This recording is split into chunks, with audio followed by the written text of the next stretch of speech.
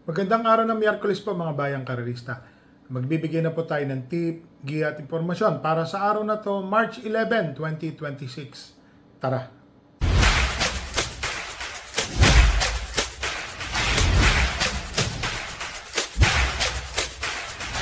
Sa mga bayang karerista, ngayon pong araw ng Miyerkules, sa Philippine Jockey Club po ang karera. Pakita ko lang po ang ating kopya. Meron po silang hinandang 7 pakarera. Ang simula po ng karera ay sa ganap na alas 5:30. Ito po ang kopya. Yan po galing po yan. Pinadadala po sa atin ni Speedform. Shoutout po kay Speedform. Yan po. Kopya po natin yan.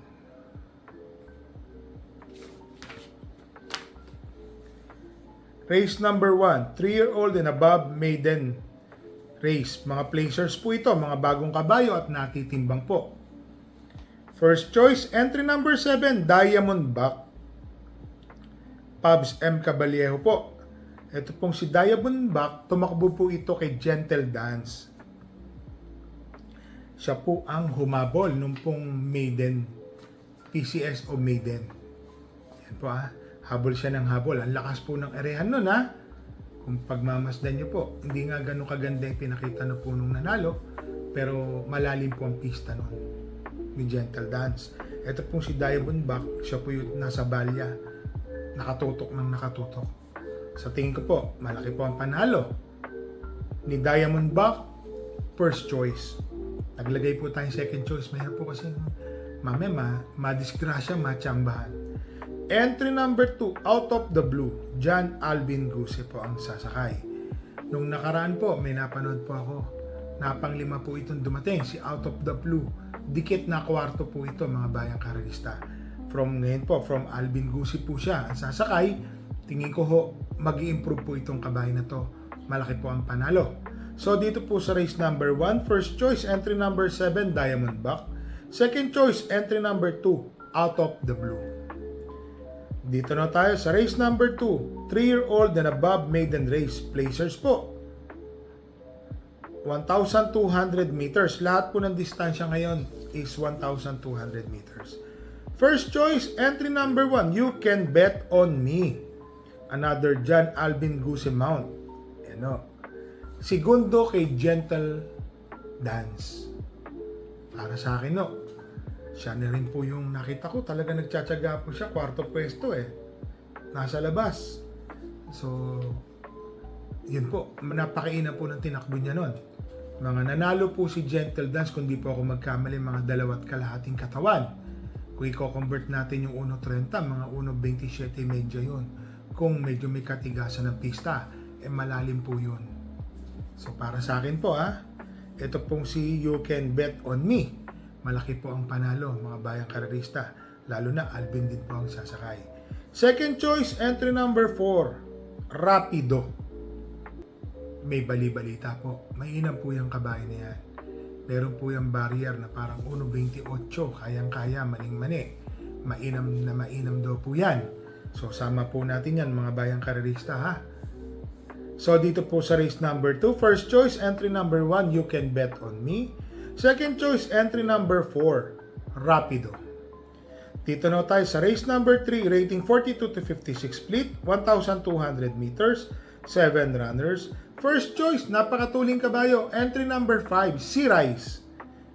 Medyo gumaan po ang laban sa unahan. Nung nakaraan po, abulan sana to. Mainam po yung pinakita nung medyo matulin nun Pero ito pong si Sea-Rise, mga bayang karerista pagmamasdan nyo po, tingin ko malaki po ang panalo. Iba po ito umere. Ibang-iba. Kung sakaling alam nyo na, si Sea-Rise magkakaaberya, naglagay po ako ng second choice. Entry number 7, Constatic Offer. John Alvin Guse. Puro Alvin Guse po ang napapansin natin. Pasensya na, pero talagang magagaling po yung mga sakay niya. Tingin ko mga may panalo. So, Constatic Offer, mga bayang karerista baka mag-umento po sa riding style ni Alvin. So, dito po sa race number 3, first choice, entry number 5, Sea-Rise. Second choice, entry number 7, Constatic Offer. Dito na po tayo sa race number 4, rating 42 to 56 split, 1,200 meters, 7 runners. First choice, napakatuling kabayo. Entry number 5, Doña Patsy. Yan po. Doña Patsy po. Pag-aari po ni Madam Luis de Sena, si Madam LABD. Yan po. Tingin ko, malaki po ang panalo. Iba rin po ito umere. Wala po akong nakita makakasabay sa erehan ni Doña Patsy. Tingin ko, medyo nakalalamang po ng bagya. Naglagay po ako ng second choice. Entry number 3, Maybell. Kung sakaling malulutya o mapipilit po na mahabol ni Spellbound na isang matulin, tingin ko po si Maybell, medyo may kabilisan din po itong pumikap. Pwede pong malapit na tersero or kwarto pwestong nakadikit. Tingin ko may panalo po. So dito po sa race number 4, first choice, entry number 5, Doña Patsy. Second choice, entry number 3, Maybell. Dito na tayo sa race number 5, rating 42 to 56 split, 1,200 meters, 6 runners. Entry number 1, Bolshevik. Sosolohin ko po yan. 1 for the day ko po. Noong nakaraan, medyo hindi po maganda pinakita. Pero meron po itong barrier sa same racetrack po sa Philippine Jockey Club, parang 1.13. Mainam. Ngayon po, under JB Hernandez ang sasakay. Tingin ko po, malaki ho ang panalo. Lalo na hindi ho ganun katulinan din yung Erima sasagupa. Alam ko, Bolshevik, iba po umerito, matuling kabayo. Ulitin ko lang po, dito po sa race number 5, entry number 1, Bolshevik, 1 for the day. Dito na tayo sa race number 6, rating 57 to 70, 1,200 meters, 7 runners. First choice, couple entering 1 and 1A, Church the Castle and Cuencio. Ito pong si Cuencio, galing po sa panalo to. Nagbanderang tapos, nandoon na si Cuencio. Napakainan po ng tinalo ni Cuencio. Para sa akin po, malaki po ang panalo. Tapos meron po siyang isang Church the Castle na pwede pong manood ng tersero pwesto or segundo pwesto. So para sa akin po, malaki po ang panalo ng dalawa na to. Naglagay po ako ng second choice. Kung sakaling magkakaroon po ng habulan between Great Sashi at si Cuencio. Sama na rin natin si Tadeos. Entry number 4, Ellis Star. Ito pong si Ellis Star, mga bayang karerista Meron po itong tiyempong 1.23 sa 1,400. Dito rin yan sa Philippine Jockey Club. Nung nakaraan, medyo hindi lang maganda pinakita ni Ellie Star, pero tingin ko may panalo naman to. Sama po natin yan. So dito po sa race number 6, first choice, couple entering 1 and 1A, Church the Castle and Cuencio. Second choice, entry number 4, Ellie Star. So dito na tayo sa race number 7, rating 17 to 41 split, 1,200 meters, 8 runners. First choice, entry number 2, West Tower. Napakainan po ng mga tinatakbo niya na pinanood po natin mga takbo nito. Ito pong si West Tower. Parati pong nandoon. Consistent po ang tempo niya na 1.28. Yan sa Metro Manila Turf Club, sa MMTCI. Ngayon po, baka bumagay po. Di bandera po itong kabayan na to. Tingin ko malaki po ang panalo ni West Tower. Naglagay po ako ng second choice. Entry number 3, Watch Bell. Medyo hindi lang po maganda pinakita nito na nakaraan. Sama po natin. Tingin ko ngayon, malaki po ang panalo. Naglagay po tayo ng third choice. Entry number 1, Believe in Me. Kung mapapansin nyo po, bumibenta na po yan si Believe in Me ng huling takbo Medyo nawala lang. Nagtaka po ako, nandoon po yan sa labas Biglang umatras. Baka mamaya kinulang lang po si Kabayo. Tingin ko may tsamba naman. Sama po natin yan. Alam naman natin tumetsyempo po ito ng nakakalulang 1.28, 27 media sa Malbar po yan. Dito po sa Padre Garcia, baka mag-improve po ito. So dito po sa race number 7, first choice, entry number 2, West Tower.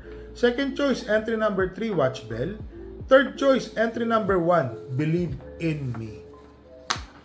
Sa mga bayang karerista, ngayon pong araw ng Miyerkules, wala po tayong kabayong tatakbo. Ayan, Sama na rin po natin yung Biyernes, parang wala po Wala po nakasali. Injury po sila. So nagpapagaling po muna po sila. Shining Angel, Sumargo po, nag-blow. 10 days suspended po, 10 days. Nag-Sumargo po Kaya pala, Nakausap po natin si Jackie Ryan. Sabi niya, akala niya, tuloy-tuloy biglang sininok, parang nasa mid. Yung pala yung term nila. Pag nasa mid po yung kabayo, may nangyari. So yun po ang nangyari kay Shining Angel.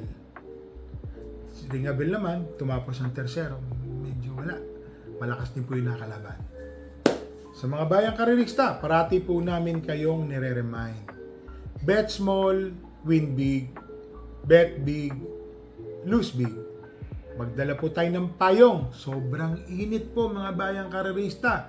At tubig na maiinom. Ito nga pala, re-remind ko lang po kayo. Kung tayo po ay walang gagawin, sobrang mataas po ng presyo po ng krudo, diesel, gasolina, kerosene, lahat po nagtaasan po. Nakakalula. Ipanalangin po natin matapos na po yan, digmaan na yan sa Middle East. Kasi kahit po tayo, nahihirapan po tayo makipag-cope up sa presyo po ng diesel. Ang kasunod po niyan, mga bayang karirista, yung mga bilihin, magtataasan po. Kagaya po ng mga pinadadala galing sa mga probinsya kasi gumagamit po yan ng sasakyan. Mga gulay, mga prutas, ito po, mga delata, mga sa kumpanya. Malamang, kasunod po niyan, kuryente at tubig. So mga bayang karirista ha, stay safe po kayong lahat.